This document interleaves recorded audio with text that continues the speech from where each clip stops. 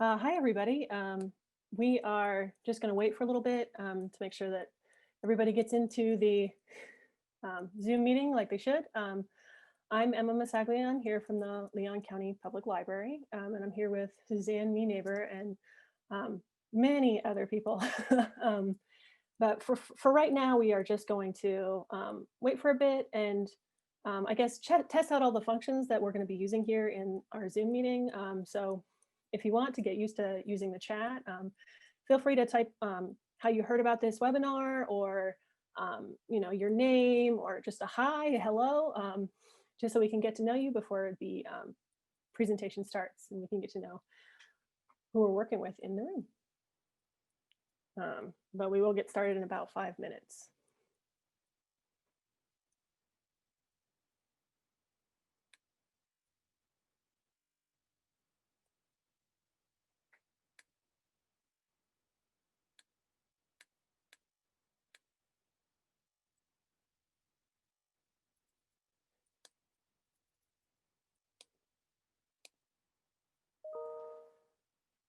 Hi, Susie, and hi, Amy. And yeah, heard from an email. It's okay if you can't stay long for this presentation. We are going to be offering it after the fact as a video on demand on our library YouTube page. So if you can't stay, that's totally fine, but welcome for now. Hi, Cindy. Awesome, you're on the board in Goodwood. We're going to have some speakers from Goodwood talking today about the work that the Center for Active Design has done in our local community. So that's awesome. I'm so glad that you're here, Cindy.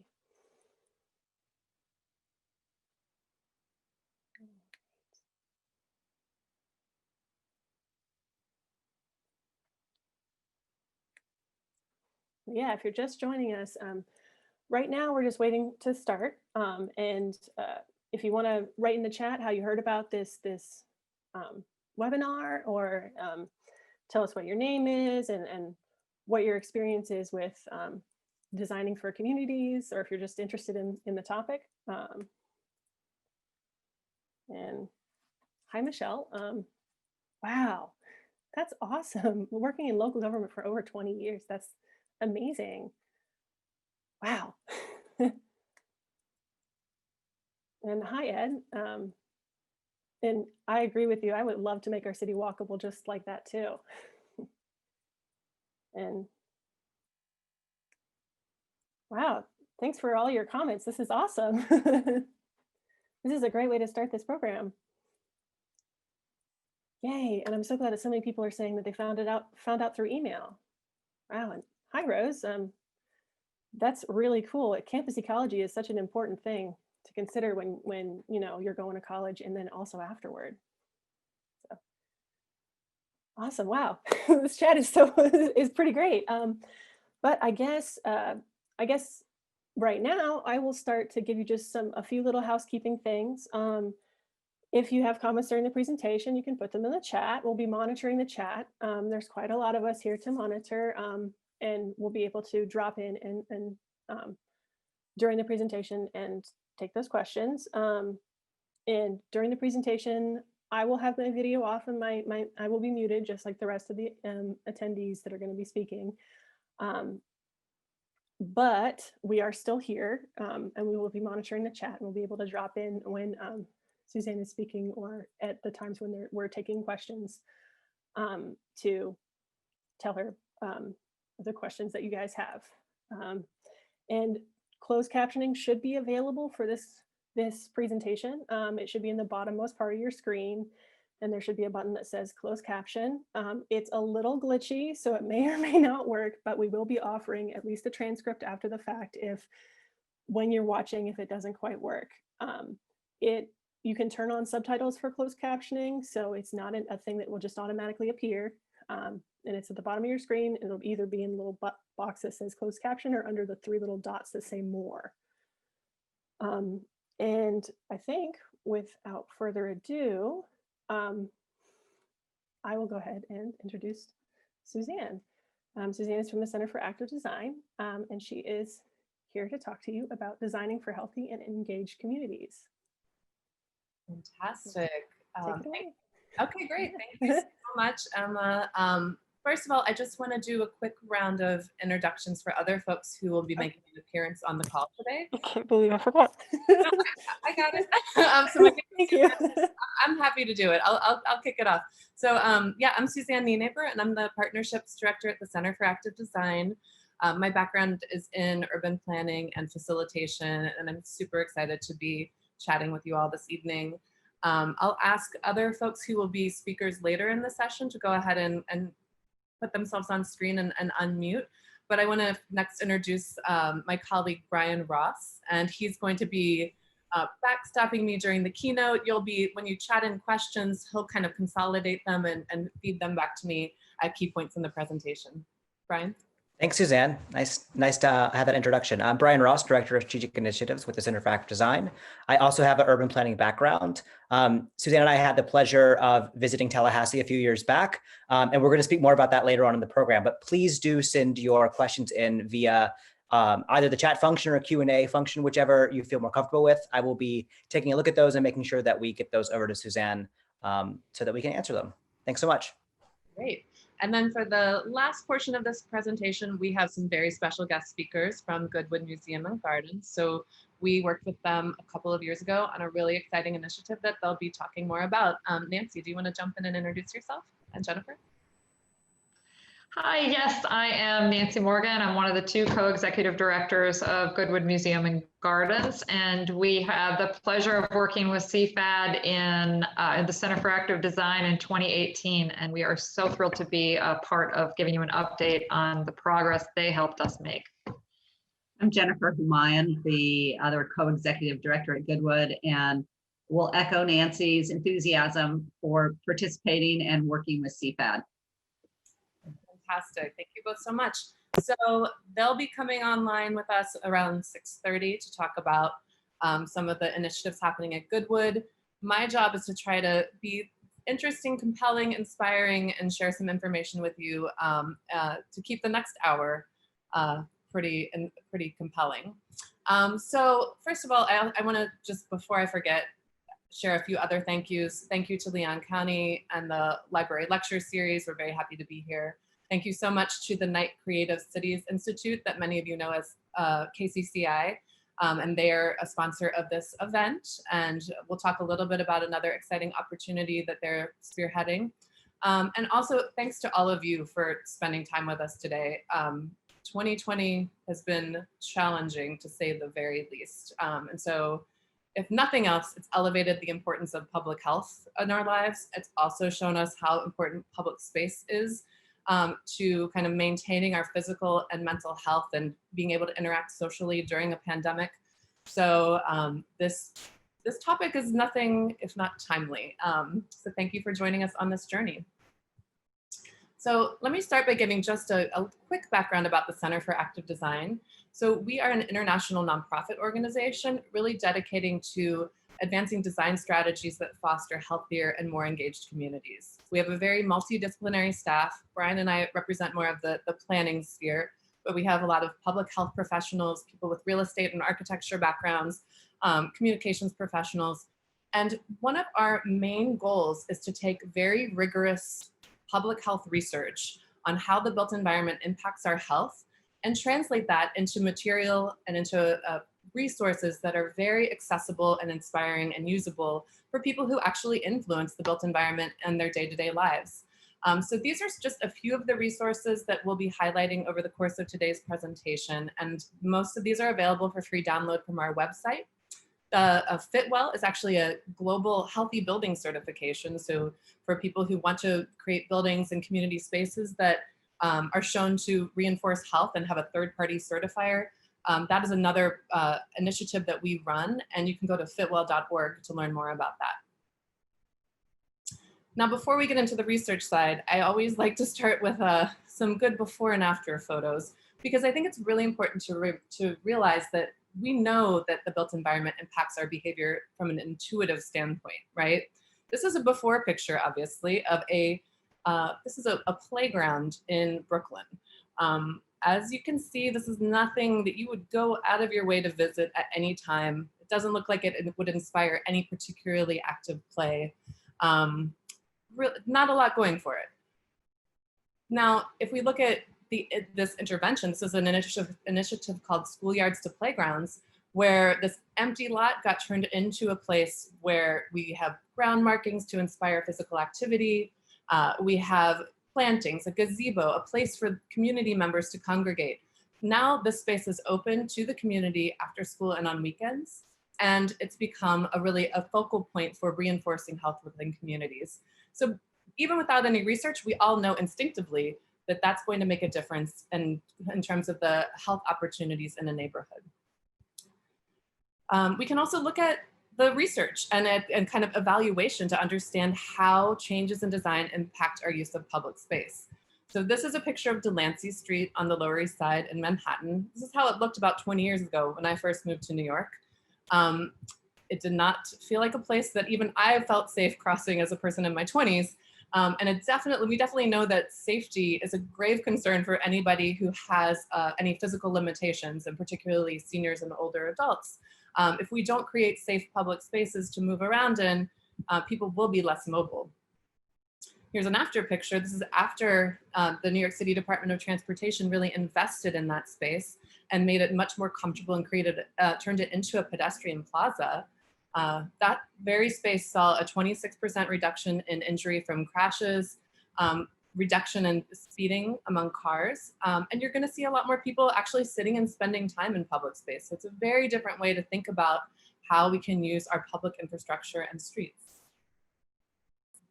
So let me just give a quick overview of the things I'll be talking about today, just so you understand what's to come. So for the first probably 20 minutes or so, I'm going to give a little bit of a general background on health in the built environment and how the streets, the neighborhoods, the public spaces that we spend time in impacts our physical, mental, social, and civic well-being. We'll take a little pause and get your immediate impressions, and then we'll move on to part 2, where we'll talk about some key opportunities for shaping great public spaces, and I'll provide some highlights from research and practice. And then, as I mentioned, for our last half an hour, we'll welcome our friends from Goodwood to the screen, and they will be sharing their impressions and insights as well. And before I forget, I know this is really important for people who may not be able to stay on for the entire time.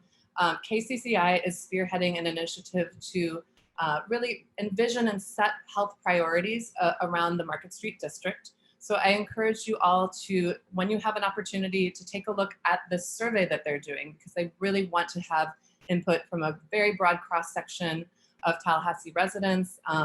They've been involved with Discovery, the play area in Cascades Park, the Gain Street district, and this is really the next area that they're looking at in order to create a more kind of active and vibrant public space. So this is a great opportunity for you all to stay engaged after today's call. So with that, I'm going to shift over to part 1 on health in the built environment. Okay. So this is kind of getting back to the nitty-gritty, a little bit of a history lesson, and I will alert you that I do teach at the Pratt Institute as a visiting professor. So if it feels a little bit like a lecture, I'll try to keep it as interesting as possible. So one of the reasons why we started to pursue active design in the city of New York was actually reflecting on history, really using history as a launching point for understanding how we can shape the built environment in order to impact health outcomes. You know, back when I started working for the city of New York, and this was in around 2010, and when the active design guidelines were being launched, we saw that it was really important to reinforce that, you know, we know that we can make a difference in our health through built environment change because we've done it before and we can do it again. So looking to the 1800s, New York City was really grappling with some pretty severe epidemics of infectious disease. Sounds familiar to those of us living through COVID, but it was a really crucial issue for people at the turn of the century in the late 1800s. The city was very overcrowded. People were suffering from tuberculosis and cholera and yellow fever. There was lack of access to fresh water, lack of sanitation. A lot of issues were contributing to those infectious disease transmissions. Now, what the city did had very little to do with medicine and a lot to do with infrastructure and investment in public space. So a few things. We established Central Park. We recognized that there was a need for access to fresh air and greenery. And I think that that was a really important, a really important way to start thinking about how to use city space differently. The Croton Aqueduct was built. Fresh water was piped in from upstate New York, and cholera epidemics basically disappeared overnight. The subway system helped to relieve some of the overcrowding pressure that Lower Manhattan was experiencing. And from a policy standpoint, New York State passed the Tenement House Act to really start to set some minimum standards for what constitutes a healthy living environment and the way we would design and build housing. Now, what that meant was that there was actually very rapid reductions in deaths from infectious disease. So by 1940, the infectious disease rate had plummeted.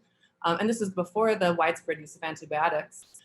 At the same time, we started to see a rise in chronic disease over the course of the 20th century, right? There was a lot of investment in federal highways and subsidies for housing in the suburbs.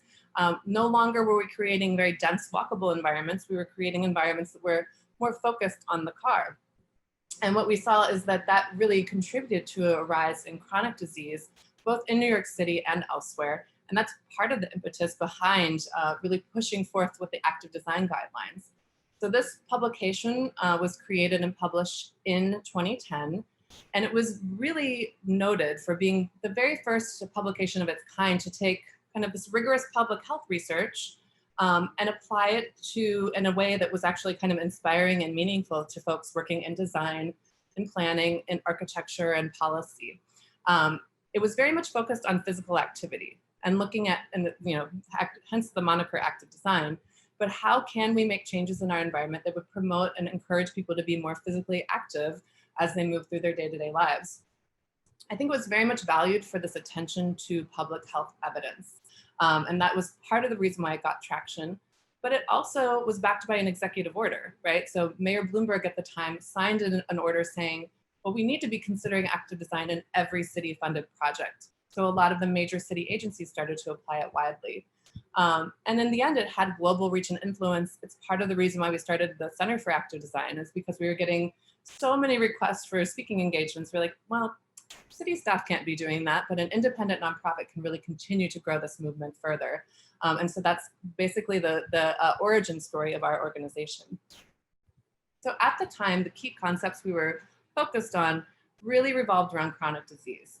So we looked at strategies to promote active transportation, active recreation and play spaces, active buildings that could promote more stair use and physical activity throughout the day. And then of course, healthy food access, because that was also very tied into our focus on chronic disease. The active design guidelines really started to underpin some signature initiatives that have been implemented in New York City and also replicated in cities around the world. Vision Zero initiatives to reduce pedestrian traffic fatalities and traffic fatalities in general. The Fresh program was really looking to expand grocery stores to the neighborhoods that needed it most and created incentives on that front.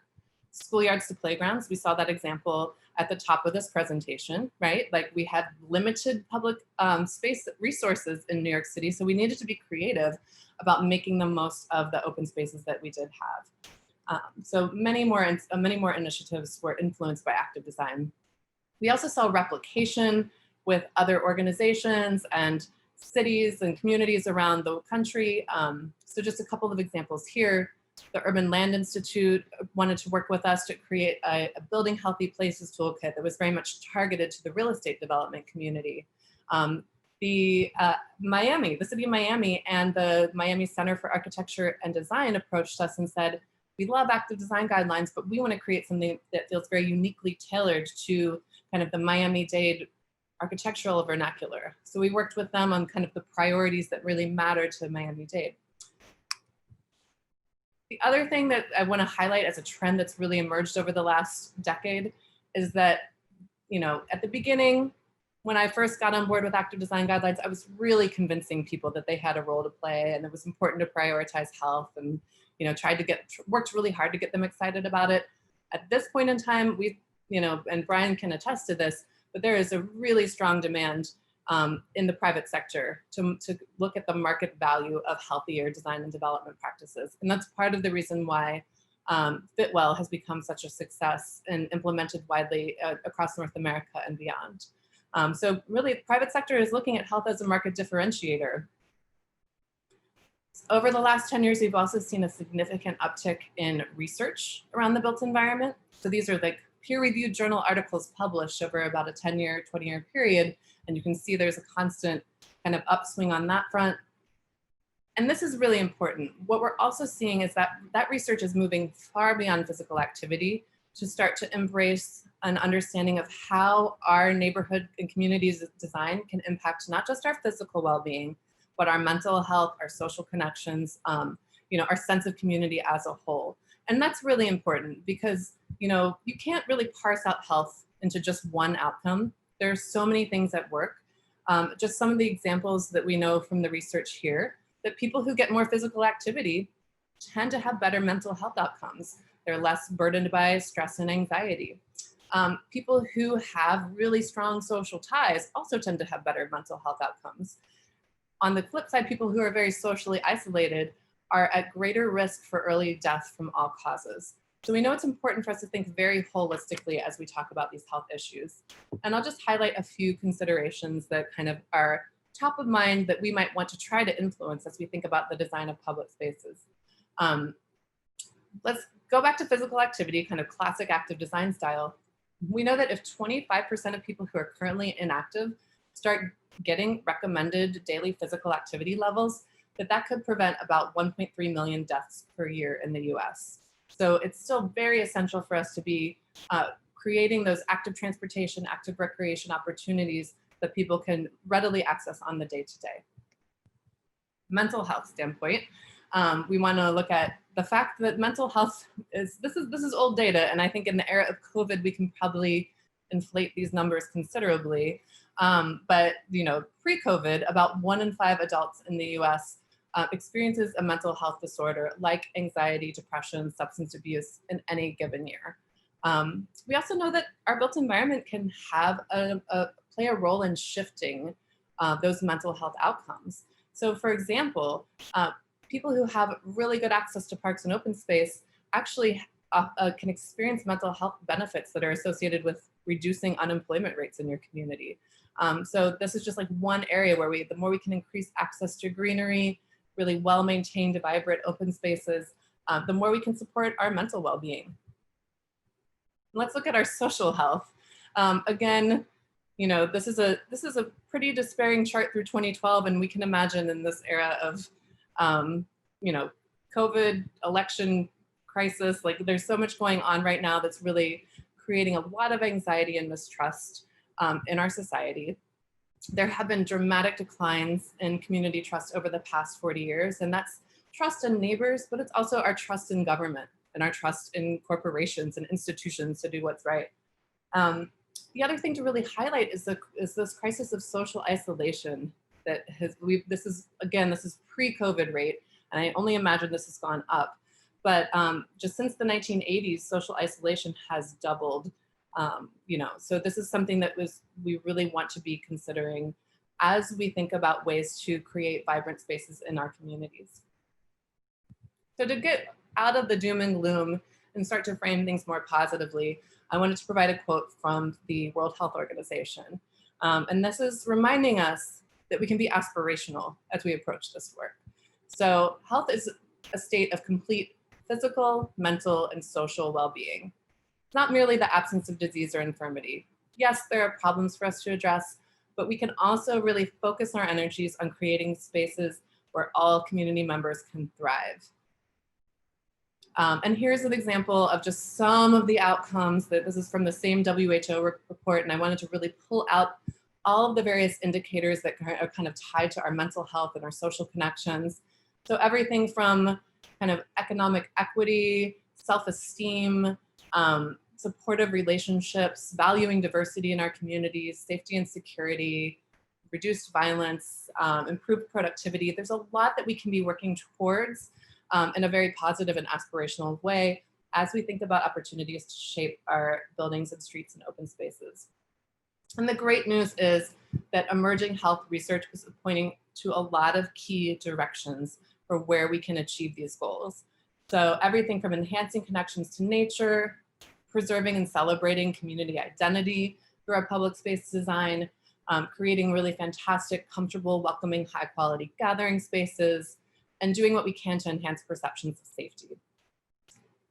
And then I would be remiss, during election season on the night of a presidential debate, to not highlight this really fantastic work that the Center for Active Design did with funding from the Knight Foundation. And this is a publication we put out 2 years ago, and also available online at centerforactivedesign.org.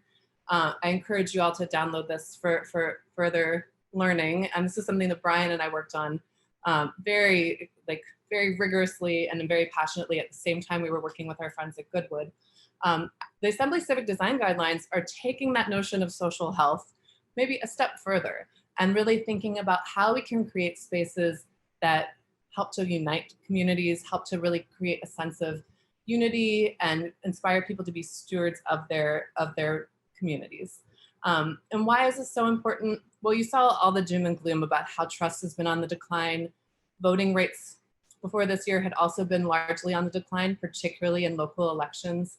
And as we started to dig into this research, that Knight Foundation really wanted us to look into, we discovered that, our civic life is an important part of our personal and our community health. Communities where people tended to vote more and volunteer more, those were the same places that also tend to have better physical and mental health outcomes, that tend to have lower crime rates, and that tend to have more equitable economic outcomes. So we were like, there's something to this, like really thinking about our civic health as a part and parcel of the holistic health outcomes we'd like to pursue. We conducted a research process that lasted probably about 4 years, because it was really the first time anyone had kind of systematically evaluated that relationship between public space design and civic life. And one of the most exciting things we did during that time was something called the Assembly Civic Engagement Survey. Was the very first study of its kind, where we surveyed over 5,000 people around the country and really distilled the details about what their neighborhood was like, what kind of public spaces and civic resources they had access to, how well things were maintained. And then we also asked them about all of their kind of personal civic life indicators, and we're able to draw connections on that in that direction. So I'll share more of that data later. But I also wanted to kind of highlight some key indicators that we saw as being really essential to civic life. Number one, of course, is this notion of civic trust and participation, right? Sorry, civic trust and appreciation. So do you trust your neighbors? Do you trust your local government to do what's right most of the time?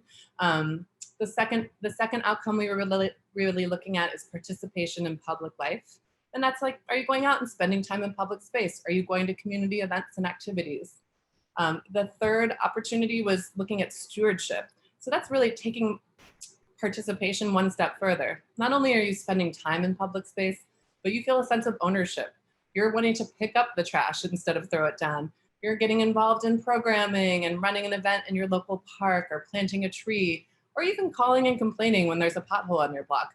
You're actually feeling like you have a role to play in improving the public realm in your community. And the last piece to highlight is informed local voting. I know that like our universal consciousness has been dominated by the kind of federal election cycle. But when we think about what happens when we walk outside of our door every day, our local government plays a really essential role in kind of creating and shaping the spaces that we experience on the day-to-day. And I think it's really essential to kind of increase that dialogue and conversation between residents of a community and the people who are making decisions that really affect their access to kind of walkable public spaces and creating really great and dynamic and well-maintained public realm. And the last thing I wanted to touch upon as I close out this section is that I think it's absolutely crucial for us to look at public space as a tool for fostering more equitable communities. Almost every city, New York is one of them, can look at kind of the distribution of health disparities and see that there's often a similar overlay of disparities in capital investment in public space. And we know that having access to green, well-maintained parks and open spaces is one of the most important things that we can offer in terms of creating a healthy environment where everybody belongs, everyone feels valued, and they have those spaces that are needed. As we know in this pandemic, those spaces where you can interact with a range of community members, where you can have access to nature, where you can move your body, be as healthy as possible. So I just wanted to kind of flag that as something that's yet one more health outcome that we want to consider as being completely essential as we dig deeper into this conversation about creating and shaping great public spaces. So with that, I'll take a pause for a second and just check in with Brian. Are there any like kind of key questions that are emerging from the chat that I should touch upon right now? Yeah, we got a couple great questions. Before I present those to you, I do want to call out for everyone that we've updated the link to the KCCI survey. So I've put the newest link in the chat function of the webinar. So please use the more recent link for that survey. It's hot off the presses. We just hot off the presses, yes. A couple hours ago, yeah. You may be one of the first cohort to take the survey. So this is super exciting that this opportunity is now live. So questions, yes. So I think a really appropriate one with this slide up is Rose asked, really, how does active design account for community needs and wants? And really, it's the question of equity. For example, how do new spaces that are intently designed with active design in mind provide for a community when, say, parking isn't readily available for free, or this new amenity isn't located near easy access to public transportation? How can we elevate equity in the conversation and make sure that we're designing for all communities? Yeah, and I think that I feel like some of the answers to your question are in the question themselves, right? Yeah. We're going to talk about this a lot in the second section, but a couple things that come up to mind. Transportation access and equitable transportation access is one of the most important things that we can be considering, right? So if you think about all of the resources, the civic resources that we invest in as communities, whether it's a park and open space, whether it's a library, thank you again, Leon County, like let's think about what are these places where we really are using them as tools and resources to build community. And how do we not just create those spaces and make them beautiful and enticing, but think about the path and the pathways that people take to get there. So I think that this notion of equitable transportation options is absolutely essential. Something else we'll also be highlighting in the next section are kind of the principles of engagement. And how do we make sure that engagement is something that is a natural part of our daily lives, that we're making it as easy as possible for community members to share their ideas, that we're kind of refining and iterating and creating a feedback loop. So it's not just like someone comes in, wants to do a project, has a public meeting, gets a few comments and just does whatever they want, but that we're making it as kind of fun and exciting and kind of creative as possible to work together. So those are just a couple of highlights I'll share right now, and we'll get to more of it in the next part of the presentation. More to come, yes. And do you want to answer a few other questions? I'll do one more if there okay. Yeah. I think two pretty quick. These came in through Emma. So these were results from a survey that went out before the event. But one is on the question of accessibility, really, how does active design complement universal accessibility in communities? And number two is the question of funding, specific to like public art funding, when really resonant public space is so intertwined with, local design, public art. What to make of space when that funding isn't available for public art? No kidding. Okay, so those are two good questions. On the accessibility issue, I will say that particularly back when I started being the kind of training consultant for active design guidelines, it's something that came up most frequently, right? People said, well, if it's all about physical activity, then aren't you kind of excluding people that have disabilities? And I always pointed to the fact that, it's not about like running a marathon. It's about like creating places where everyone can really readily navigate their neighborhood, their community, their park. In buildings, it's about encouraging the most able-bodied people to use the stairs. So you're opening up elevators for people who need them the most. So I would say that the more than anything, what we're really striving for is very inclusive design, where you're making places as accessible as possible. And that's an essential priority as we kind of pursue this conversation about health. Regarding funding, that is something that is like top of mind for literally everyone right now, because I know that every community has been hard hit by the pandemic. We'll talk more about that like as we get into the next section, but I think that a couple things come to mind. Number one is really taking a close look at the assets that we already have and thinking about how to improve those through maintenance, through kind of low lift public art, kind of lower scale interventions that make a difference and that communities can get involved with maintaining and have a sense of ownership over. Not everything has to be a giant capital project. You all have some beautiful giant capital projects. If we look at Cascades Park, there's amazing things happening, but we can also kind of scale back and think a little bit more fine-grained and think about how to kind of diffuse that sense of like power and engaging in public space interventions much more broadly. So excited to kind of see where that goes in terms of conversation. Before I move on to the next section, and forgive me if there's any technology glitches here, but it's something I would like to try.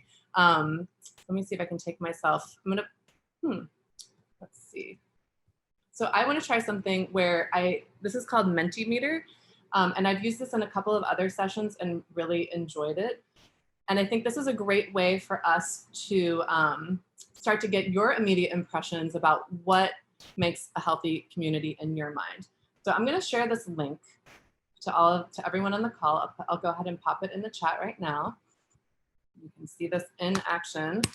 And if you go to that link, I encourage everybody to go ahead and take a moment to share 1 or 2 words that capture your own vision for a healthy community. So this is a word cloud we're building. If you see something on the screen that you like, that's inspiring to you, you can go ahead and type it in again and that word will get bigger. But this is a great way for us to kind of get some immediate impressions about what people heard, what resonated with you, and what's really meaningful for you in terms of your own vision for fostering a healthier community.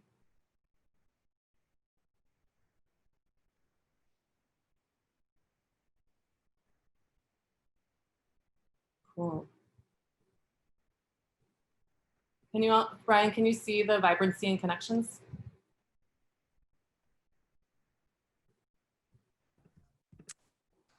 I cannot yet. Are you able to share your? Let me resume share. I think it paused it for a second. Let me go ahead and resume share. Make sure it's sharing the right side. Oh, actually, Suzanne, the link that you shared was just with panelists. So do you mind resending it to everyone? Oh, shoot. Thank you. Oh, I thought I'll also do it. So we're doubling up. A couple of other ones if other people do it. It's just because I'm already figuring out how to share my screen. Apologies. Just resend to everybody. Okay. Oh, you did. Okay, great. And then I'm going to go ahead and reshare my screen just for so we can see what's coming through. Do y'all see it now? I see some folks have vibrancy, Yes. green Yes. space, partnerships, connections, support, outdoors, centered. Ooh, I like this. Joy. These are good ones. I like these aspirational words we have going. Collaborative, inclusive, walking, yep. Public art. I know we got some public art fans on the line. Fresh food, absolutely. Refreshing, I like that. That's something we've been thinking about a lot lately, is creating places of respite. Fantastic. So I'll leave this open for just a couple more minutes and we'll see if anything else comes up. Fun and play, I love those too.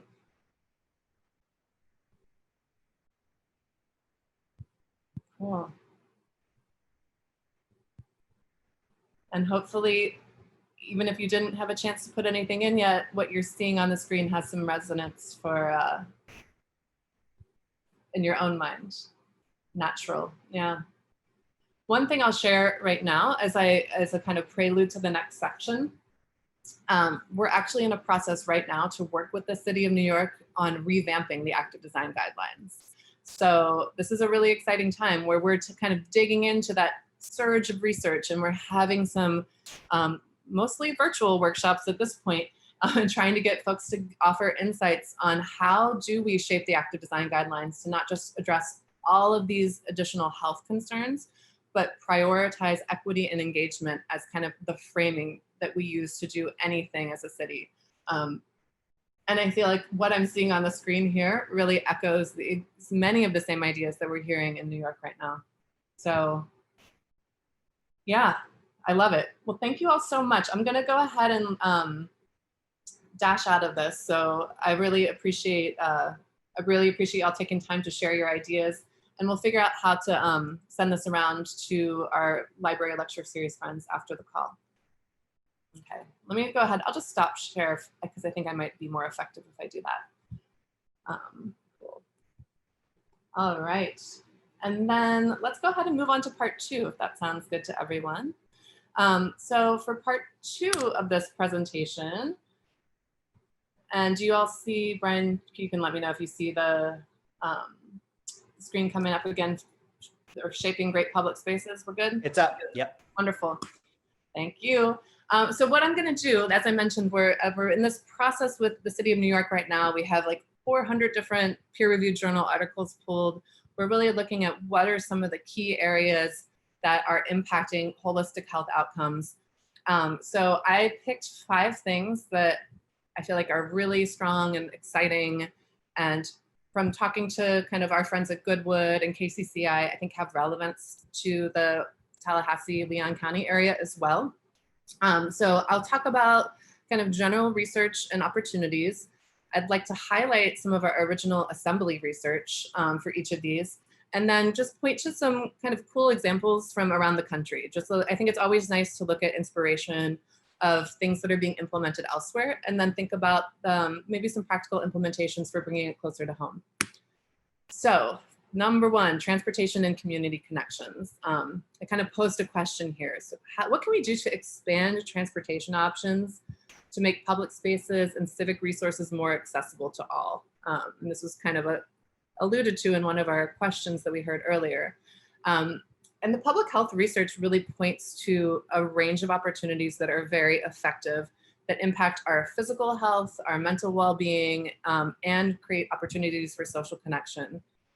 So whether it's prioritizing pedestrians in the way that we design streets and public spaces, really investing in a more cyclist-friendly environment through expansion of bike lanes and bike infrastructure and parking and bike share, encouraging transit use, and diversifying land use mix. So how do we make it relatively easy to get to all of the resources and amenities that you need to access on a day-to-day basis?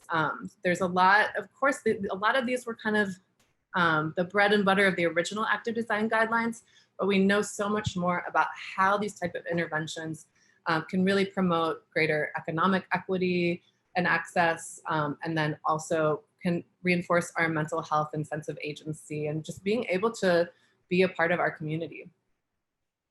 So this is a really cool highlight from our assembly research. And again, I mentioned that we surveyed like over 5,000 people around the country and got their insights on, you know, what their communities were like, and asked them questions about their civic perceptions and habits too. One of the things we found was that people who reported having bike lanes in their neighborhood also tended to have a kind of boost in all 4 civic life outcomes that I shared.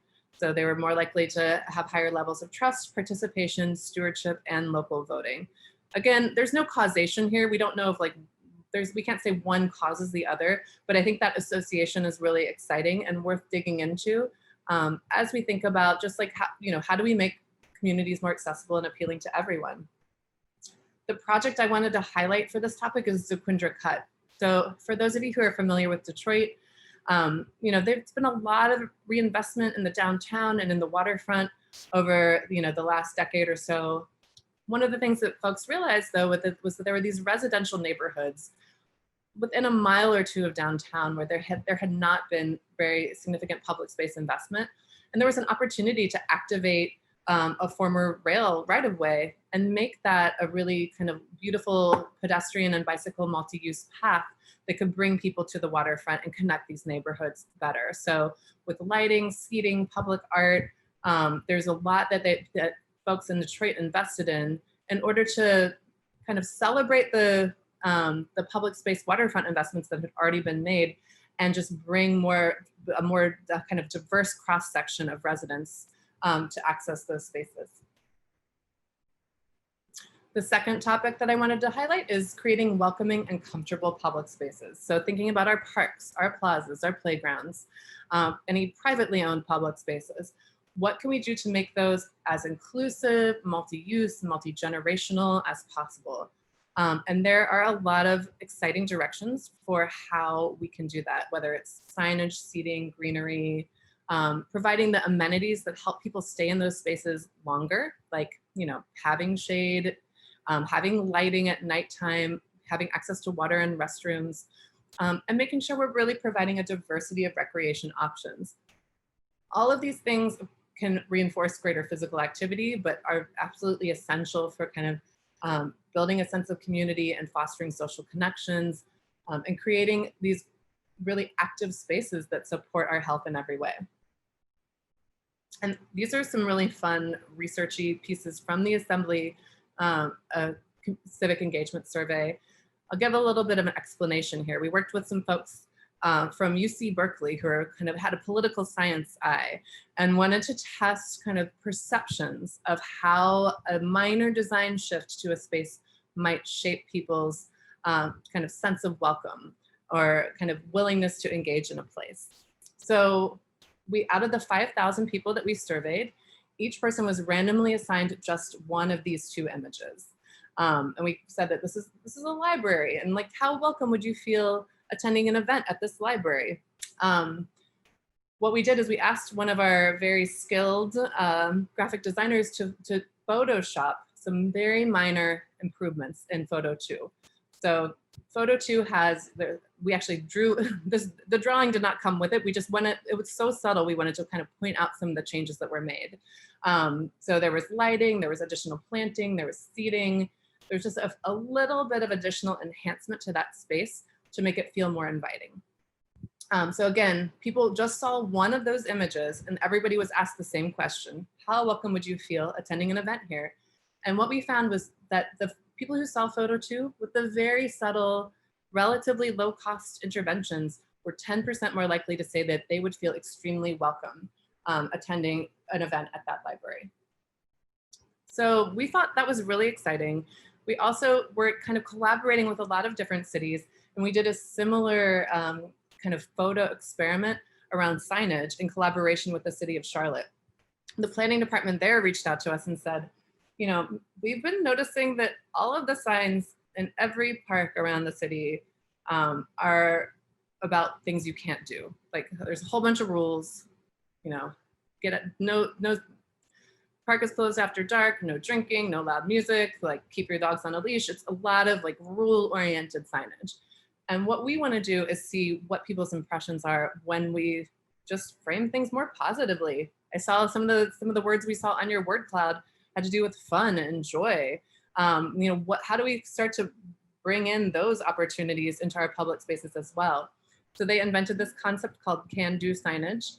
We tested their prototype through that same survey method and found that when people, like when we compared the group that got like a rules-based signage versus a playful, like you can give a high five signage, the people who saw playful signs were more likely to say, that's a welcoming park to spend time in, or the city really cares about the people that use this park. So once we did that prototype through our survey, they ended up implementing it, and they have these can-do signs sprinkled throughout the city, and people go and like kind of take pictures, put it on Instagram, suggest their own ideas for additional can-do signs that they can use to enhance the kind of the feeling of public space throughout the city. I wanted to highlight public seating. So this is something where one of the things we were excited to learn is that public seating is really important, not just for accessibility, for creating more welcoming public spaces, but for building civic trust. And so the ACEs, the Assembly Civic Engagement survey we put out, people who said that they had a good amount of public seating in their community were more likely to say that they were satisfied with local government and just in general had community pride. And the example I wanted to share was from another city partner that we worked with in Bradenton, really looking at enhancements to the Riverwalk and making sure that that was accessible and comfortable as possible. And there's kind of really cool seating with shade was a really innovative intervention on that space as well. Okay, the third area I wanted to highlight, and this is incredibly important, especially as we think about tightening belts from a capital budget standpoint and really looking at engaging other partners and making the most of our spaces and public assets that we do have, maintenance and activation. So how can we foster stewardship to ensure that our public spaces are dynamic, inviting, and well kept?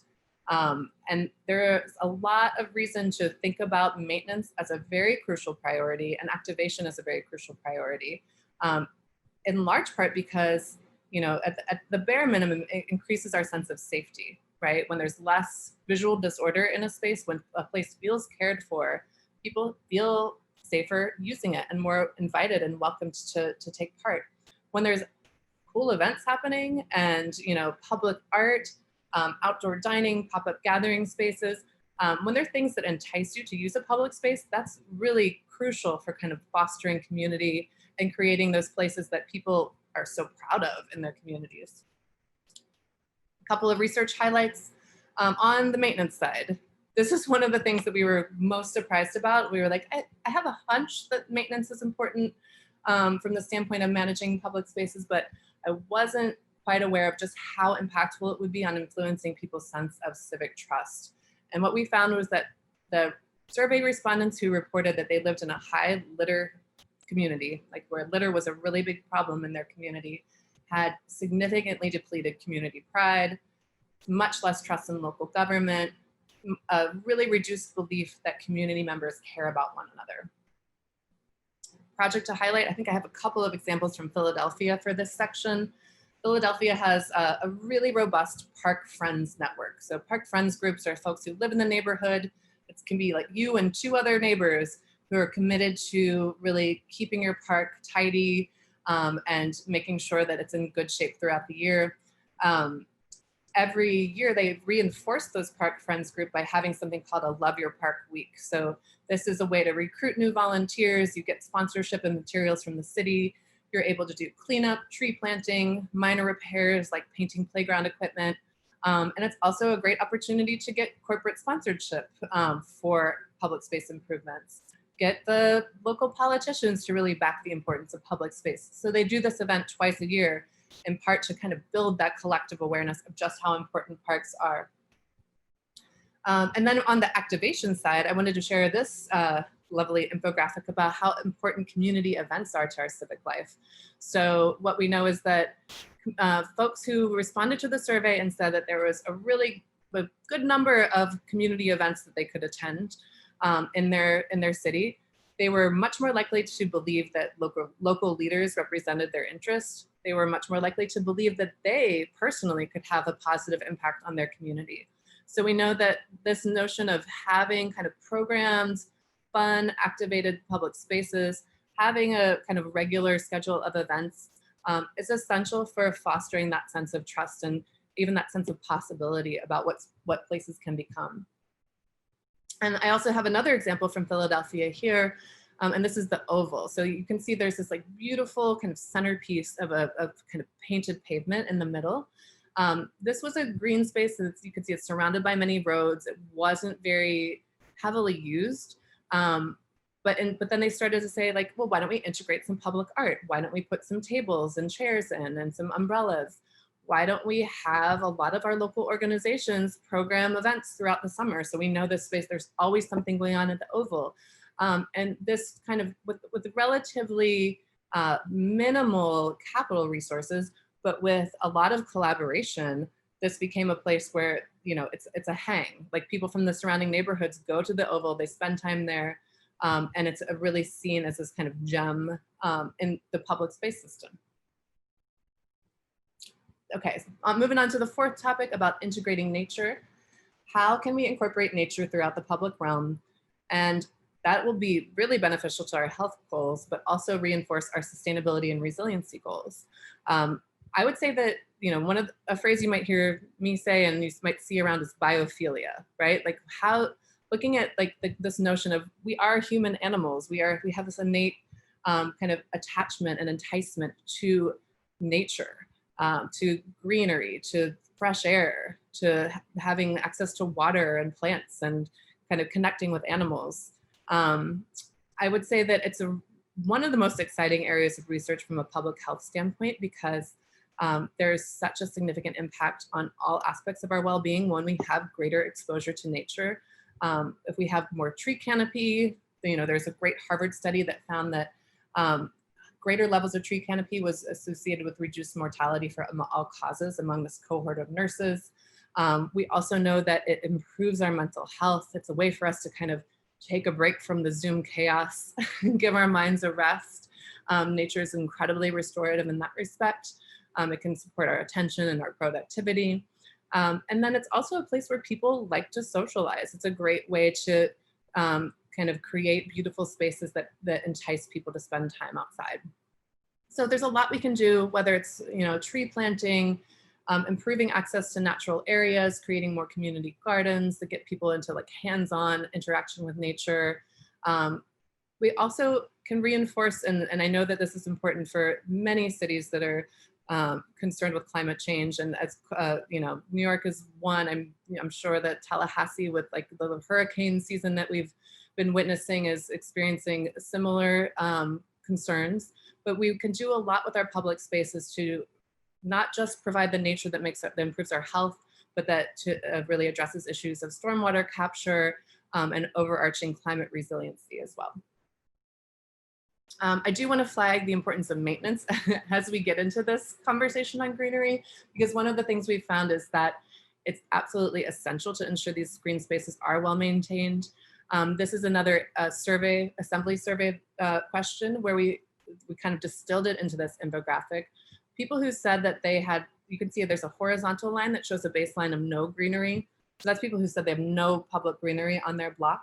And then we kind of ranked their civic trust satisfaction with folks who had very well-maintained greenery on the right, and folks who had greenery but it was very poorly maintained on the left. And as you can see, if you have trees but there's completely neglected and dying, that is actually going to have a negative impact on civic trust levels. So really essential to pair investments in greenery with a strong plan for ongoing maintenance and upkeep. Example I wanted to flag was Urban Patch in Indianapolis, and this is a really fantastic community-driven nonprofit that looks for opportunity to help neighbors take over and plant and green vacant lots. So whether it's just tree planting or whether it's a full-fledged urban agriculture site, it's a place for the community to come together and say, we can do better with this empty space, and we can make this a place that we own and maintain and care for. I wanted to conclude with my last topic on fostering an engagement, and I think that is so important, and we're going to drill down further into that when we talk to our friends from Goodwood in just a moment. But I'd love to think about, how do we amplify community leadership, this sense of co-creating public spaces. It's where it's not just the responsibility of a particular city agency or county agency, it's a collective endeavor, right? So the private sector is involved, community organizations are involved, regular neighborhood residents are involved and feel empowered to make change and to really care about our public spaces. So it's just a few principles to flag, really looking for opportunities to diversify engagement. And I know that that is more important than ever when we're doing most of our work on Zoom, and we need to also confront the digital divide. Thinking about opportunities to elevate underrepresented groups, build capacity in local leadership, reduce kind of barriers to access when it comes to joining public meetings, providing compensation where we can. For those of us who work as professionals in planning or in local government or in the private sector, we're paid for our time, and how do we ensure that there's some level of compensation when we're asking a lot of local residents? And then of course, being as transparent as possible about decision making, like being honest about what the challenges and barriers are, and using that as a platform to foster more creativity and get more people bringing their ideas to the table.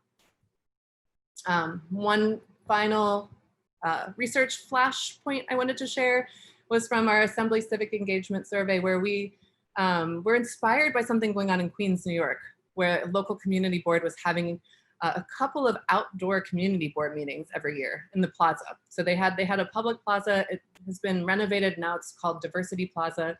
But one of the first things they started doing as that renovation was unfolding was saying, like, why don't we take this out from behind the scenes, host some community board meetings out in public, and see what happens. And they got amazing turnout. So we wanted to test what that kind of change in venue, how that change in venue could affect people's willingness to want to be involved in that local decision making. So for our survey, we again did a photo experiment. We randomly assigned people a flyer with image 1 of kind of a standard like indoor, gymnasium, cafeteria kind of setting, or a flyer with photo 2 where people are outside at the plaza. And we asked folks, how interested would you be in attending this public meeting? And what we found was that there was a 21% boost when people saw an outdoor public meeting opportunity. So again, it's just like gauging immediate instinctive like perceptions about how much you'd like to participate. But I think that's an important takeaway for us to think about as we structure our engagement activities. And I wanted to close out with one more example from Charlotte. They did amazing work when, they were looking at some neighborhoods and neighborhood parks that had not had a serious capital improvement project in a long time. And rather than just like kind of hiring a consultant, diving into the design phase, showing some ideas, kind of just getting feedback on paper, they said, well, first let's just like get people into the park and get them more excited about it. So they had an event called No Barriers, where they had food, some games, some lighting installations, some music, and just got people to spend time in the space. And from that place, from actually spending time in the park, using that as the jumping off point for thinking about their ideas for those park improvements. And I think that's a really great example of, engagement doesn't have to happen in a meeting. It doesn't have to happen on a Zoom call.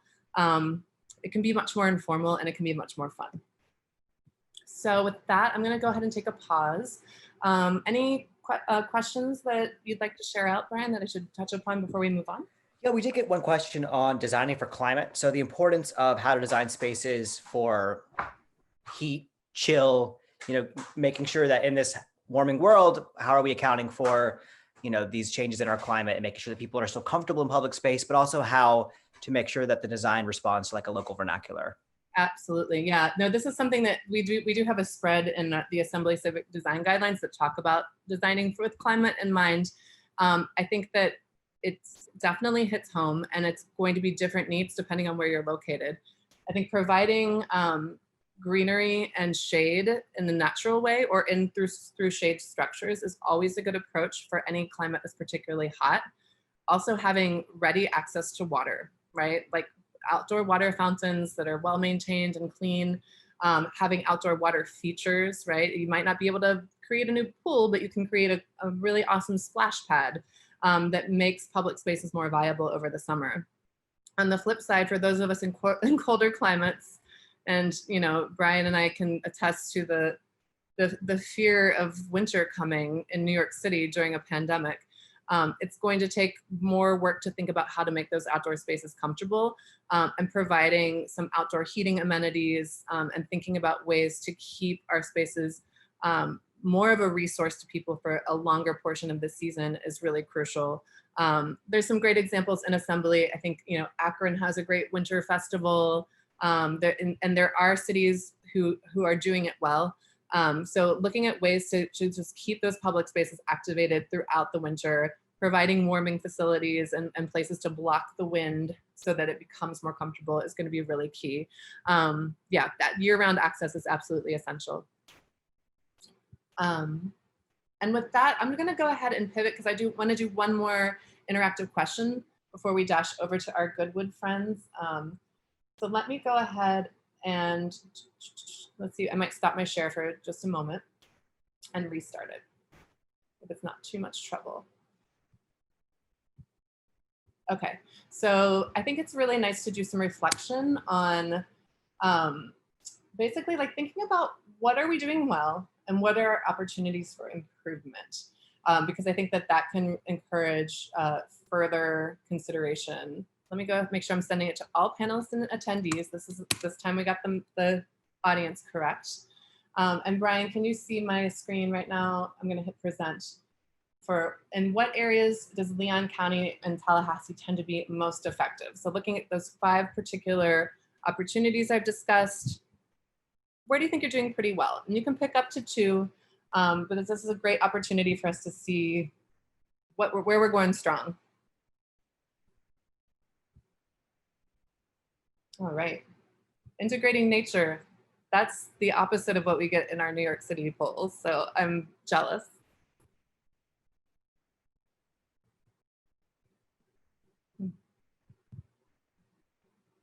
All right.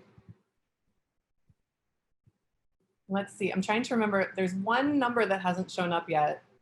1, 2, 2. Oh, the first one about transportation. That sounds like it's the more challenging one. Okay. So it seems like integrating nature, y'all are doing strong. Welcoming and comfortable public spaces is another strength for the region. So that's great to consider. What I want to do now is just jump ahead to, I think this will work. Let's see if I can do it. Maybe not.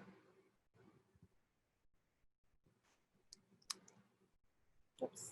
Okay, if I can't get to the second question, it's not the end of the world. I think, oh, here we go. This is, again, flash impressions. Not the way you're doing the worst, but where do you see the most opportunity? So where can you take the strengths that already exist and really expand even more? So think about which of these areas you would see the greatest opportunity. If Tallahassee-Leon County was going to really make a push to make improvements in one of these particular areas, where would you put your dot? And just so everyone knows, it's the same link. Oh yeah, it's the same link. Sorry, I never get to know It's what working now. I never know what it's like on the participant experience side, because I'm always the one doling out the questions. All right, so not surprisingly, since we didn't see it at all on the first slide, transportation and community connections is something people really would like to focus on. And also I see a good number of dots around fostering engagement. Okay, this is great.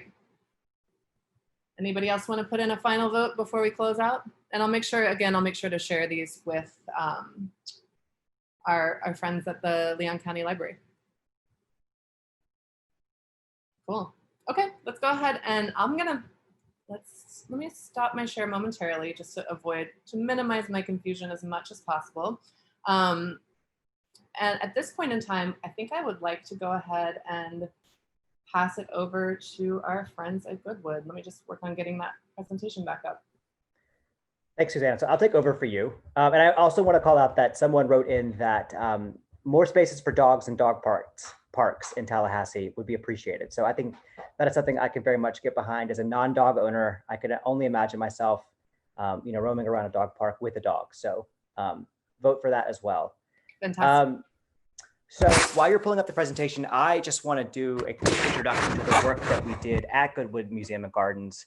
I'm really focused on the successful local implementation and community engagement process that we collectively hosted with them in May 2018. So back in 2018, there was a real desire to bring together leaders in the community to envision Goodwood, the Goodwood of the future, recognizing its potential to really become a community hub for well-being, and especially considering its proximity immediately across the street and adjacent to the entire Tallahassee Memorial Healthcare campus. So really being like a beacon of health for what is the central medical institution in the community.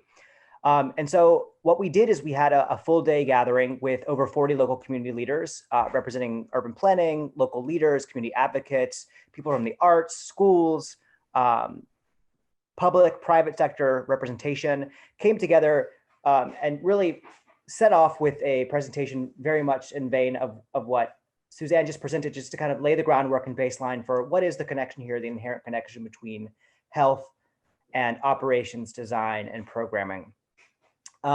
We pulled together a panel presentation to talk about themes that have very much been in discussion today, both kind of from the keynote side, but also bubbling up from the local side around inclusivity, connectivity, really recognizing what are the urgent challenges and priorities, funding, how to get the right stakeholders in the room, how to make sure that what's being discussed represents everyone in the community. And then if you don't mind going to the next slide, Suzanne, we also wanted to make sure that people felt really connected with the actual site. So here you see scenes from the the sessions, both the morning and the afternoon sessions, but we also kind of tasked people with dividing up and seeking out the space and really trying to imagine different uses of the space, and trying to recognize the ways in which the space could be modified, improved, just, redirected to better accommodate new priorities that were emerging from those conversations. And so what came out of that was a report that we actually happily authored with the Goodwood team. And I think what I show on the next slide is are the 4 key topics that Nancy and Jennifer are going to update us on. So really, community connections, incorporating nature, activity and programming, and welcoming and inclusive spaces. And these are themes that we've heard again from our conversation today. And so, and then I want to highlight the next slide, which just shows a snippet of some of the imagining that happened from that day's event, but really kind of rethinking through the public art, thinking through the ways in which the projected site itself is seen from the streetscape, better connections to the hospital across the street. So I know that I don't want to preview too much of what they're going to share, but some major changes have come to that corner where there's connectivity to the hospital. So without further ado, I'm going to invite Jennifer and Nancy to give us an update on the great work that's happened at Goodwood, which is going to catapult us into, again, revisiting this work we're doing with KCCI in the near future to imagine other parts and reimagine and envision improvements for other parts of Tallahassee as well. So just looking back on some of the successful implementation here, recognizing that, much can be done when everyone's heads are put together. Thank you, Brian and Suzanne. It is so wonderful to have the opportunity to work with you all again and talk about where you helped get us to, both as an institution, as Goodwood, and also as a community. Suzanne, I might have you back up because it's a nicer slide to look at for a moment. One more, too. Go back one more, please. Can you go back one more? There you go. Because I think that gives a really good overview of what Goodwood is right now. The one with the map. One of Goodwood's biggest assets has always been space. It's cultural landscape, it's gardens, the buildings that we have to host public and private events.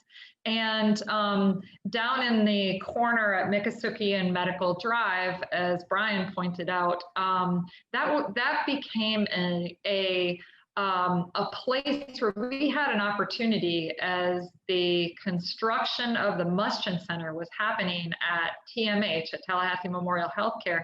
That became a catalyst for thinking about our space in a fresh way.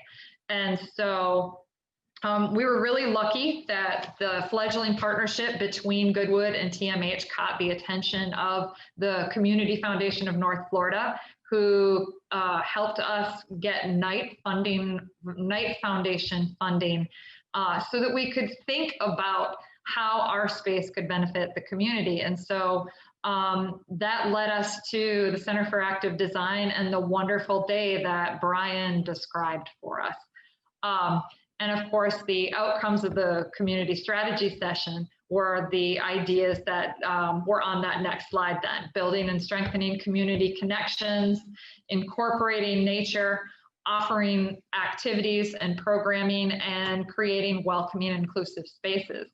So as you're listening, and as I give you kind of an update on where we have gone since that day, I really want you to recognize the community collaborations that came out of the process.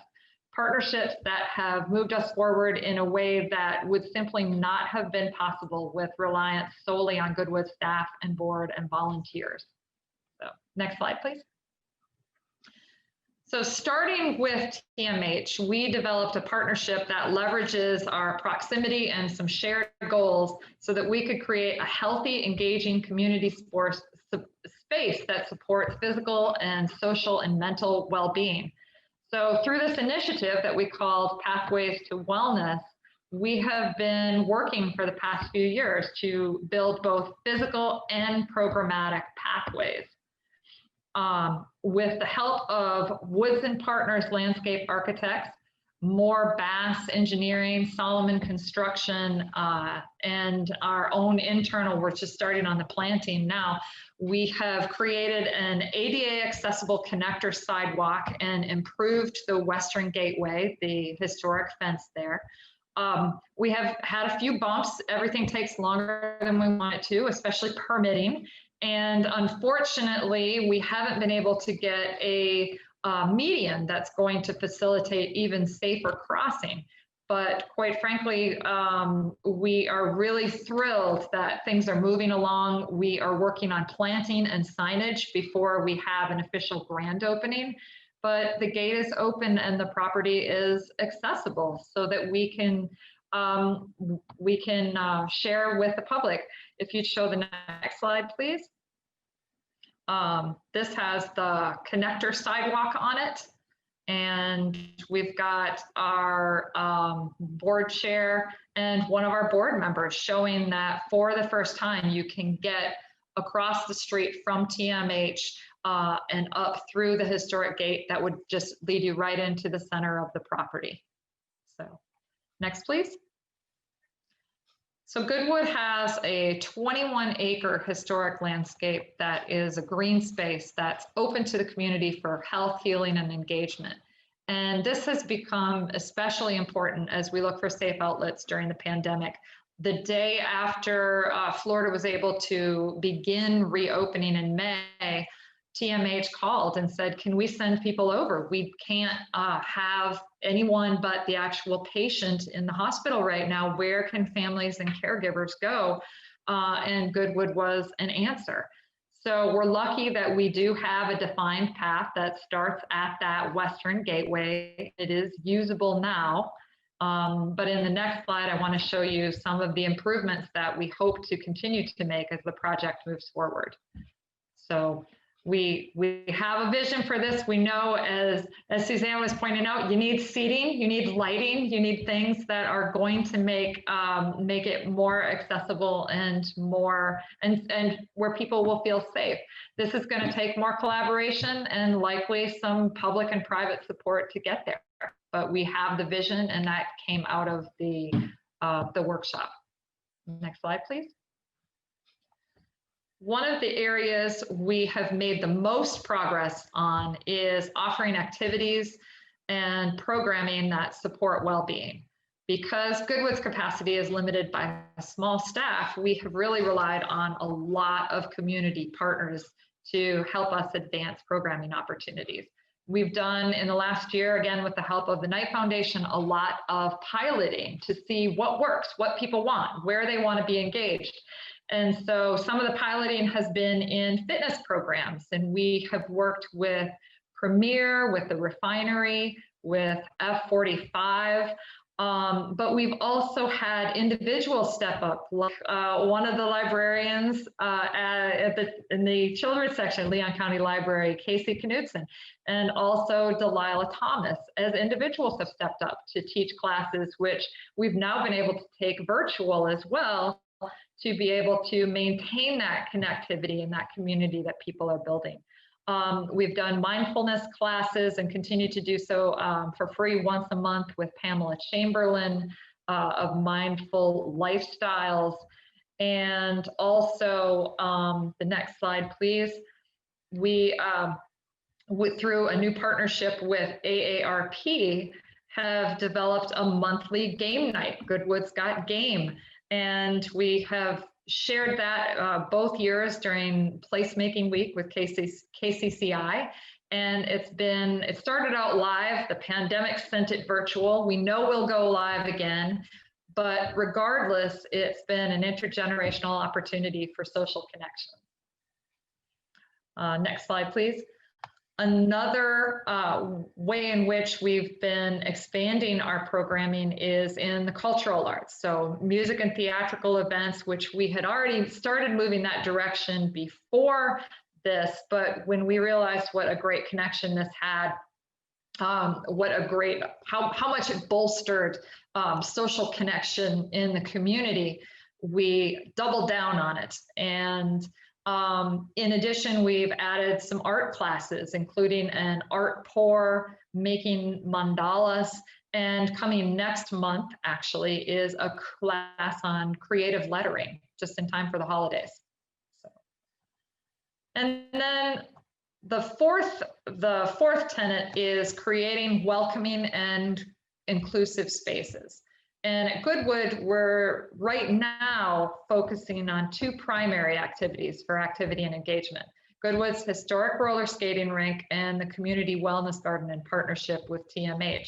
The slide here shows the roller skating rink. And at this point in time, it still looks a little bit like that one of those first slides that Suzanne showed of that blank playground. And we really want to move it to look like the second slide. And we're on our way. We know it's going to be a wonderful, flexible space for a wide range of activities.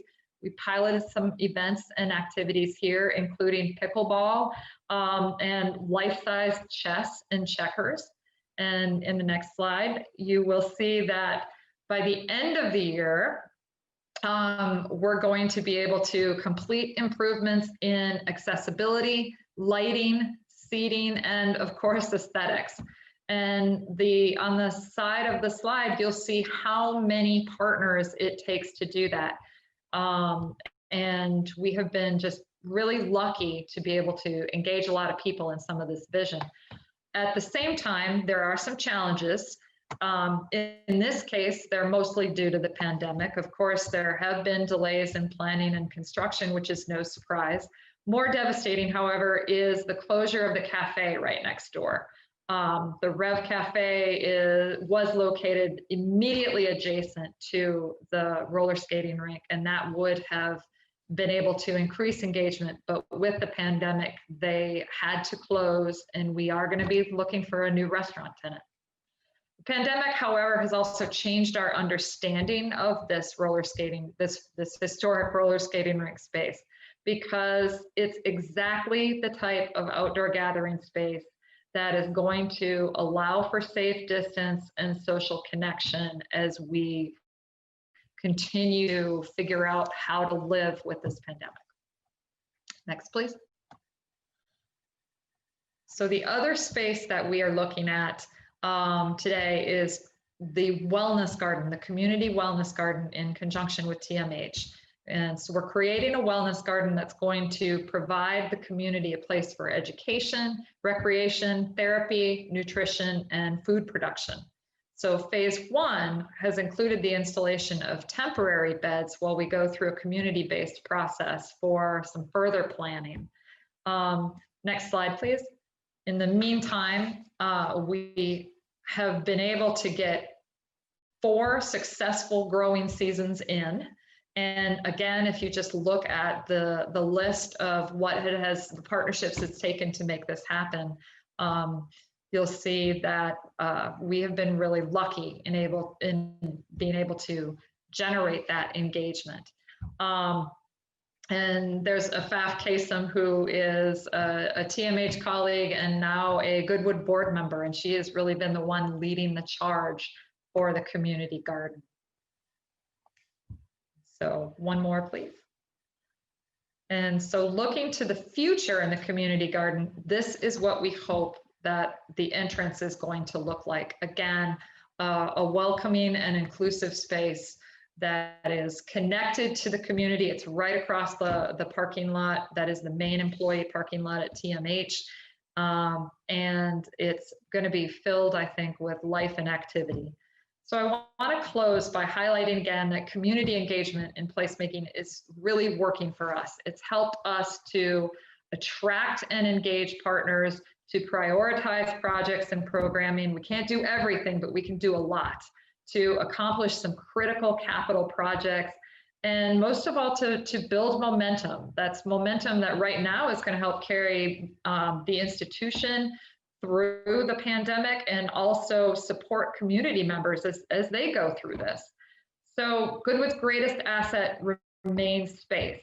And with community input, that space has been activated with strong partnerships, capital projects, programs, and just a wonderful place for our community to benefit from.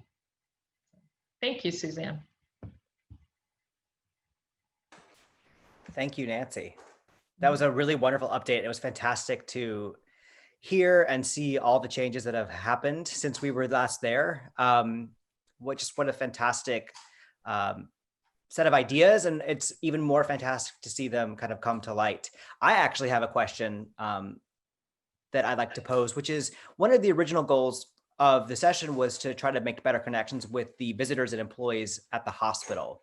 And have you seen or heard or anecdotally, are people coming from the hospital over to take a lunch break in the garden, to take a stroll? Or are they kind of coming just to have a moment of reflection and restoration in the gardens? What have you seen in terms of that population using the space more? Jen, did you want to get involved and answer, or do you want me to take it? Sure. Well, I think one of the most interesting outcomes of the pandemic was, as unfortunately I'm sure too many of us have learned, if you want to or need to have a procedure done at the hospital, you might be able to have one person escort you if necessary, but oftentimes your loved ones are kept outside of the space. And one of the things that the hospital was doing is encouraging people to cross the street and go to Goodwood. They could remain close by and be in a safe and comfortable space. So in addition, we have seen more people as we have developed this initiative. We've seen more people in scrubs, walking through the gardens and grounds in the middle of the day. So we want to keep those numbers going up, and they probably will with the pedestrian pathway, but it's working. There's still room to grow. That's great. Of course there is, but that's great. So I want to say, first of all, this is amazing to hear the recap of the work and the progress that you've made over the last 2 years. I feel like Brian and I often do this type of work. We don't as typically get the chance to kind of come back and have these conversations. And it's just wonderful to see you all again. And I just think that I'm truly impressed by the level of partnership that you've been able to leverage to make these changes happen. And the fact that you've been able to kind of stay the course even when there are hiccups and, global pandemics and considerations that are quite challenging. So I just want to reiterate thanks to Jennifer and Nancy. We're down to the last 2 minutes, and I know that people have a lot on their plates, so I want to be mindful of time. So apologies that we didn't get to continue this conversation longer, but also, it's 7 p.m. on a Thursday night, and I want to be respectful of that. I'm going to share my screen one more time just to remind you all about the upcoming work that KCCI will be doing. Hopefully, did I share the right screen, Brian? Let me know if I did it wrong. You did. That's the right one. But just everyone, please use the link that I sent in the chat box to actually complete the survey. Yes. Let's reshare the correct link. Yeah, there we go. Yes, the correct link has been shared. And so actually, I don't know if you meant to stop sharing the screen, but yeah. Either way, it's fine. But yeah, so I think it's really important that we kind of showcase and reflect on the success at Goodwood, just to kind of, be a catalyst for and really ignite change in another part of Tallahassee. So we're really excited to work with Betsy at KCCI and her team to, help the entire community rethink how that district currently functions and kind of the prime future it may have with all the ideas that can come together through a really good, solid community engagement program. Great. So with that, I'll pass it back to Emma. Thanks again to everyone for your time, and please stay healthy and safe. All right, I'm going to actually start sharing my screen now, just to give you, the KCCI is actually accepting applications for their 2021 Community Catalyst volunteers.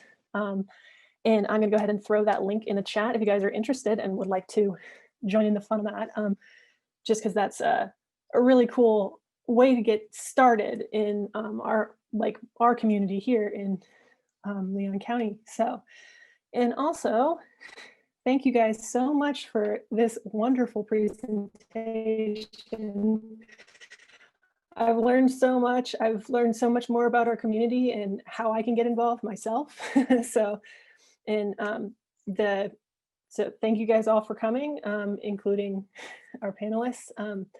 And the library is also going to be offering more things next week that I think you guys all might be interested in. It's a few more programs on the 20, they're all virtual programs.